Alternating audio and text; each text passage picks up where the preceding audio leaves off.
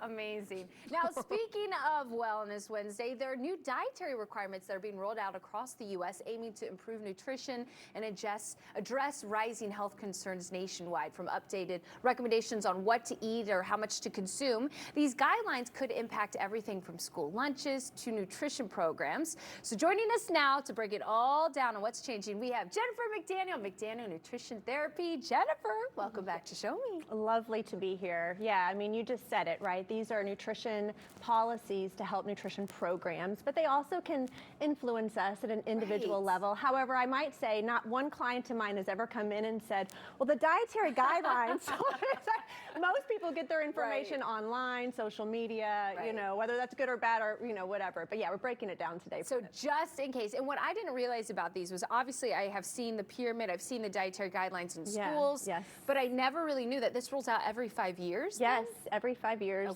they look at the evidence and they give us the new guidelines. So we have feelings about it, some really strange and maybe some questionable things. So we have it right there. This is the new pyramid look here. So let's talk about what's the good things. We have a green light, meaning what we like about this. Yes, these are not new recommendations. We have always been told to eat more fruits and vegetables because only 1 in 10 Americans actually does eat the recommended amount of fruits and vegetables. So they're continuing with that. They're continuing to tell us to reduce our added sugar intake. Americans drink a lot of sugar-sweetened beverages, so that's the #1 source of added sugars in our diets.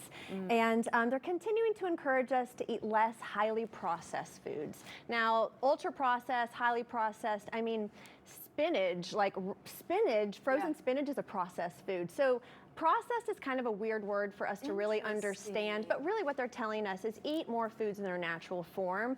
Eat more potatoes, less potato chips, more carrots and broccoli, less veggie straws. You know, that sort of thing. I love that because I love a veggie straw.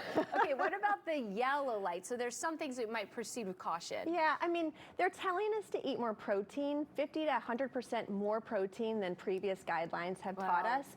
Those are evidence-based and in-line advice. But I don't know if you've noticed, many Americans are already eating a lot of protein. Protein has been everywhere. And so I think we're already doing a pretty good job in that area.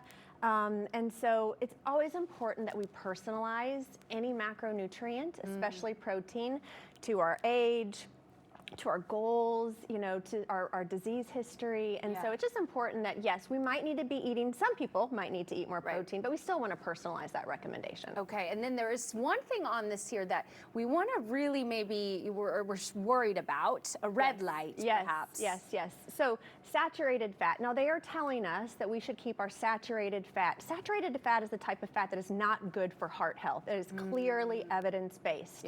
They're telling us to get 10% of our calories from saturated fat or less. That has been a current recommendation for some time. But if you go back and you look at that pyramid, you're seeing a lot of red meat, you're seeing butter and beef tallow. If we're recommending more of those foods, it's going to be very hard to keep saturated fat at 10% of our calories or less. Yeah, those ones, I mean, the saturated fat always does creep in pretty quickly. And of course, we didn't mention this, but I liked about protein, you had mentioned that beans, they're a little low on there, but beans are pretty good. You can't even see beans on there. There's no beans on there as far as I can see.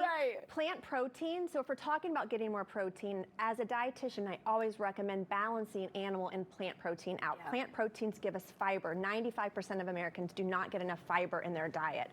So we're talking about beans, nuts, seeds, and soy.